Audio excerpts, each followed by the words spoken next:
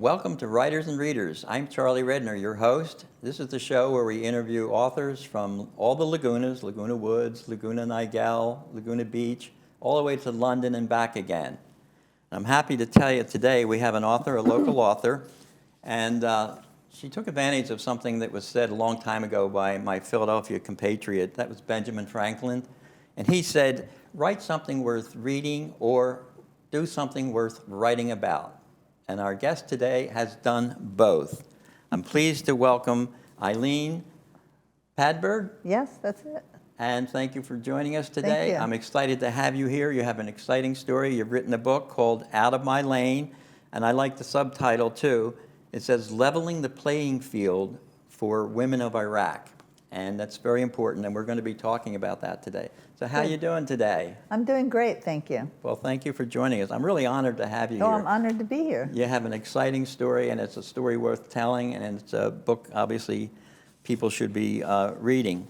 I'm in the search of knowledge. I've been searching for knowledge that's been lost for years, and people that watch the show know that I'm obsessed with Alexandria and what was going on in Alexandria from 300 BC to almost 800 AD, and all the knowledge of the world that was garnered there disappeared for a long time. But it didn't totally disappear. Some of it went other places, and what I found out was that the next great city, it wasn't Rome and it wasn't Constantinople, it was Baghdad. It was. Baghdad became the center of learning for the world after that.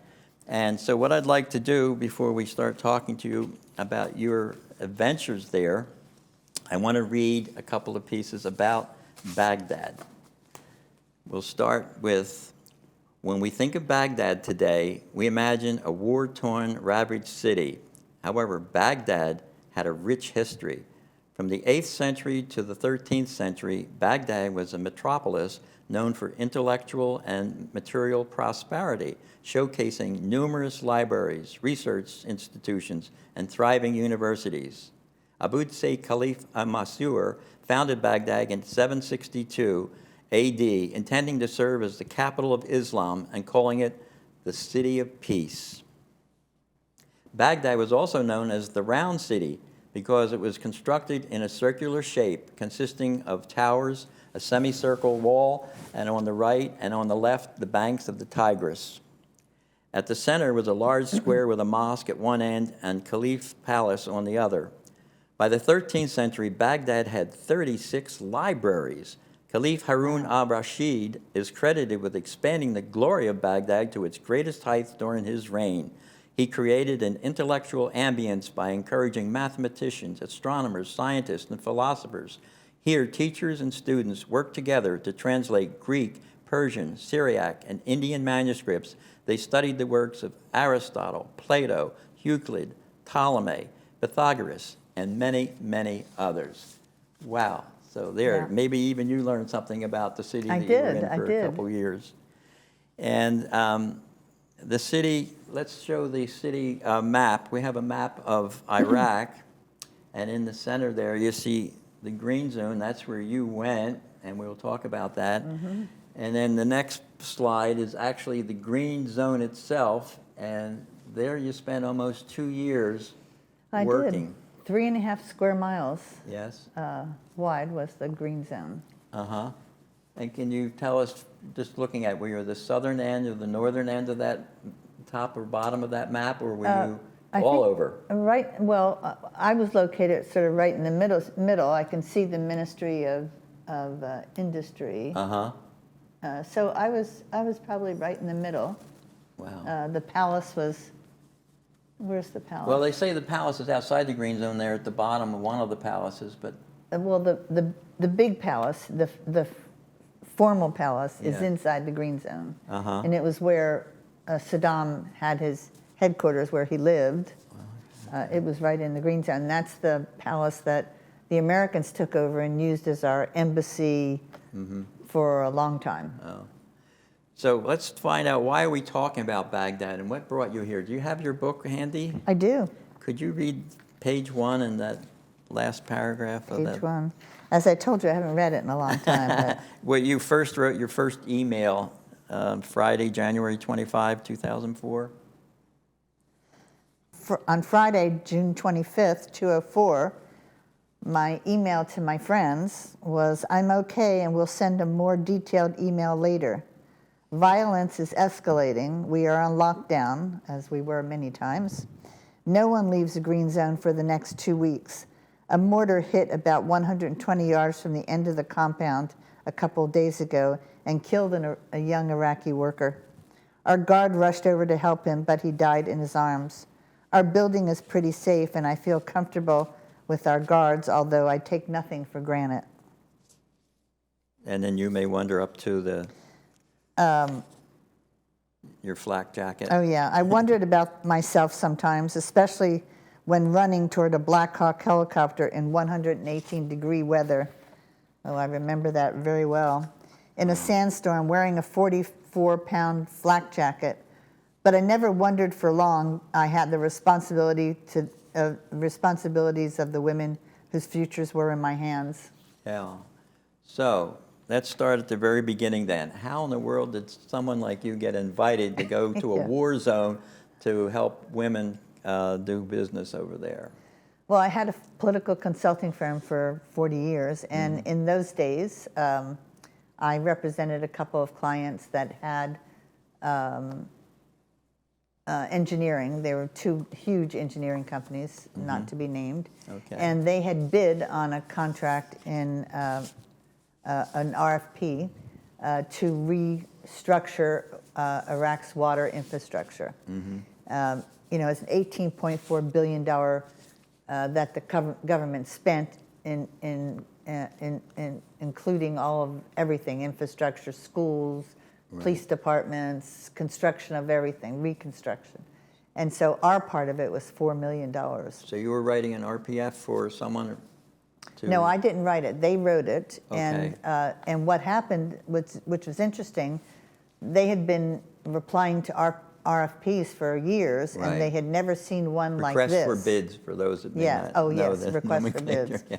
And they had never seen one like this because Right. it had, in one sentence in the middle of this RFP, it was, in addition to your responding to the contract, you need to include a plan to involve the Iraqi women in the reconstruction process. Wow. They had no idea what that was, and they figured because I was active in the women's movement, that I would know. And of course I didn't know. I didn't know what it meant. But you wrote that section. As a consultant, you never Right. say, "I don't know." No, you don't.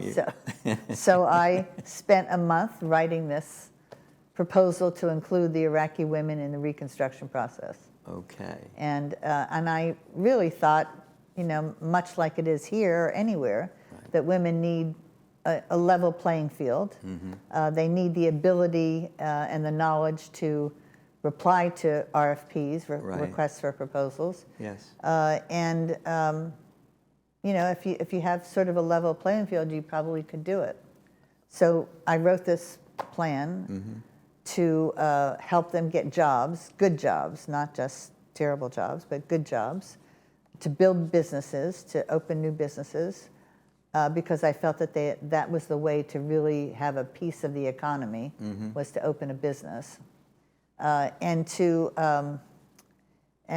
move up in senior level in government. Okay. And it was sort of a three-pronged effort, because a lot of the men, Iraqi men who had gone to war, left all these positions in senior government open. Right. And so women were taking the places, but they weren't getting the titles or the increase in money, just like here, just like everywhere. So my job was to sort of help them get the knowledge that they needed to get the increase in wages and the titles. So this construction company then invited you to come over to Baghdad? They were told they won the contract, and so they were told that they won the contract. One of the reasons was because they were impressed with the women's initiatives. So you the did State a great Department. job not knowing Yes. anything. So I said, no, I'm not going to Iraq. I just moved into a 3,200 square foot house in Laguna Niguel, and I had an active business. Right. And I said, no, I'm definitely not going to Iraq, and I hate guns. So they kept trying to talk me into it, and I said I'd think about it. And I think the great thing was I was turning 60 at the time, and I was sort of bored, maybe, is that the right Okay. word? George Bush had jumped out of a helicopter at 90. My friend Marion Bergeson, a senator, had jumped out of a helicopter at 90. And I was thinking I needed to do something And like you didn't that. want to jump out of a helicopter, No. so give me something else to do, right? So I was signing up for surfing lessons because I don't Oh. know how to swim. Okay. And so then this company wanted me to go to Iraq, and I thought surfing, Iraq, 6 of one, Hard half a dozen the decision, other yeah. for me. So they finally talked me into it, and I said I'd go for 6 months. And Okay. as you know, I ended up staying for 22 months. Wow. And you took someone with you, Asra? I did. I knew if I was going to be there for 6 months and be successful, that I needed someone that knew the language Oh, and of knew course. the culture. Right. Because I had no idea. You know, in 203, none of us knew about Iraq. No. It was, we just didn't know about it. No.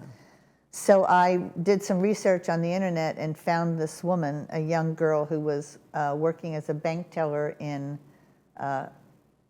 Chula Vista, I think. Oh, yes, I know where that is. So I emailed her and called her and said, you know, can I take you to lunch? And I have to talk to you anyway. Had lunch with her, and I said, you know, I want you to go with me. So I ended up talking her into it. Her mother and father had just gone back to Iraq to help the U.S. government get rid of Saddam and to reclaim their property. Okay. So it was an easy decision for her. She wanted to see them again. Wow. So I imagine, so you just got on a plane with her and you went off to what, Kuwait? So and we went to Washington for a few days, and this company showed us off. You know, Okay. they were going to be doing this women's program. Right. They showed us off for a couple days, and then she and I got on a plane to Kuwait, and was in Kuwait for, I think, 6 days. Supposedly just learning not to pick up anything off the ground that would blow up in our face, or Okay. not to walk near any trash cans, or Indoctrination of silly, what to do silly and not stuff. to do. Yeah, they issued a flak jacket and gas mask, So helmets, and So I wrote something here, when you finally arrive in Baghdad, I say, I imagine to adequately do your job, the Department of Defense or the Army Corps of Engineers set up a fully staffed office with plenty of pencils, yellow pads, copy machines, and computers, and high-speed internet 24/7. Is that how it went? no. Actually, when Esther and I arrived, we didn't have a computer, we didn't have a desk, we didn't have anything. So they weren't even expecting you, right? We joined a huge group, 40 engineers, Right, who cared less about the women's program. right. Were not impressed. No. And they didn't help us much, but they didn't try to hold us No, back. it's just they had priorities. They had priorities, and yeah. that was, and getting their buildings built and engineers and Yeah. done, that was the priority. So Esther and I would wait until they were all at dinner, and then we'd go in and use their computers and their Wow. desks. That's So how explain actually the specifics of the program. What were you actually trying to accomplish? What was your goal? The main accomplishment, number one, was to get women to open new businesses, Okay, because I felt that was the best way to participate in the economy. sure. And then secondarily, because Esther and I were there, Iraqi women were coming to us all the time for jobs. Esther, her tribe was very popular and had a lot of credibility. Was she Sunni or Shia? She was Shia. Okay, And it she was had run a- by Sunnis from the time of Saddam then? Yes. So that's Sun- that's a cultural difference. Right. And an important one. So there's women, there's Sunni, and there's Shia, and then there's men versus women, and then there's Well, you know, bath in parties. those days, no, Good the Ba'ath grief. Party is Sunni. Yeah, But, you know, in those days, the women didn't care whether you were Sunni or Shiite. they didn't. They wanted jobs, they wanted careers. Their husbands, brothers, fathers, all the people that took care of them for all those years were gone. They were either off to a war, or they had been killed, or whatever, or in prison. Okay. And so they wanted to They had new build a priorities career. then. They Yeah, had they new wanted- priorities to right. take care of their families, like Okay. most women are all over the world. Yes. Okay. So how did you go about achieving that goal then? What did you do when you got Well, up in the morning? the way I felt we could do it was to have women prepared to respond to RFPs, Okay. at requests for proposals for because the U.S. government, the Corps of Engineers, were giving those out. Right. So, so Esther and I, and it was very difficult for women because they would have to go on the U.S. government website. The find the Department of Defense, Right. find the U.S. Corps of Engineers, Find find the the proposal. country, Yeah. find the region, find the proposal, the area that they wanted to work in. It was very difficult considering they only had internet service for 2 or 3 hours a day. And it was all in English. And it was English, yes. Yes. And so Esther and I turned those RFPs Oh my into Arabic, and we took our show on the road because the women couldn't come to us. They couldn't. It was Why not? it was very dangerous for them. Oh. If the insurgents found out they were coming into the green zone, they would be killed. So let's get back for 1 second. Then the year, you're at 2003, 2004, 2005? 2004. The war started in April of 2003. Right. We landed in June, May of 2004. So there was bombardments of the green zone? It was a hot zone, yes. And there was all kinds Every of... day, yeah. 24/7. So you're trying to do your job, dodging bullets and mortars, and not being able to have the women come near, so you had to go to them. That was dangerous for you then, wasn't it? Yeah, but I said to Esther, you know, we've already risked our lives to come here, so we're getting out of here, and we're going to go do what we came here to do. So we started going to different cities as soon as and you know, we could fly military. I mean, we were always last on the list, but right. we could get a flight, and we would go, and Esther would text the women, and we'd get a group of women, and we'd go down and do a seminar for them. Let's look at some of the photos while you were over there, which explain some of the things that you were actually doing and what was happening. And well, this is our mode of transportation. This is a C-130. Oh, you're just standing around and hanging around. Hi guys, how are you doing? Yeah, this is just as we were beginning to board. So this thing fills up, and it's, as you can see, the seats are right close to each other. Yeah. And there's no bathroom on board. That was very interesting. There's I guess that is a little hole. Yeah. 2-hour flight or something, it's a problem, right? Okay. And what's next? Oh, I love this one. Riverside Village. You were right down the street here in Riverside, right? Yeah, right. This was our. This was the second place we lived in the so-called trailers, which were big containers made into homes, made into a room. Well, the helmet fits well. That looks really nice on you. And this was taking our laundry to the woman, the Iraqi woman who did our laundry every week. And next, that's your container, isn't it? This is our container. It's your container home away from home. I'm at one end and Esther's at the other end. Oh my goodness. Very small. Like a little apartment, though, is better than what you had before, wasn't it? With a group living together. Our first place was a schoolroom with 5 other women. Yeah. Yeah. And this is the third place we lived in, which was supposed to have been built by the time we got there. Is that in the green zone? This is in the green zone. Yeah. And it's sort of like a Motel 6. So there's a big mortar hole or... And this is my friend's room who mortar hit one night. Yeah. And this is his room. Oh my goodness. He survived. She was in the room when that shell hit? It was a he, yeah. And he was in the room. Oh, he. He survived. Oh, good grief. Yeah. Wow. And this is a women's conference that we did in, I think, Basra. And that's General Bostic in the middle. Okay. Just a wonderful man. And those are all the people that helped us from the Army Corps of Engineers. Esther and I recruited the woman that's standing next to her. Okay. Darylyn was her name, because we wanted a woman to help us present and to show the Iraqi women that we were serious, because there was someone in uniform part of the program. Well, that's wonderful. And next was what, your... This is in our office, in the back of our office, and these are the CBs. and they helped Esther and I set up our office. Seabees were the Navy construction people. Yeah. And Aren't they Army construction? the Navy, I thought, was Seabees. Oh, maybe, yeah, right. Sounds right. But anyhow, anyway, I'm still in contact with 2 of those guys. And that's your force that protects you all the time? No, those were just the guys that built out our desk and cabinet when we needed a table, and they would come in and build out our they're stuff. all in uniform, though. Okay. Yeah. And what's... This is another women's conference, and this was in Diwania, I think, down south. And these are some of the women that participated in the.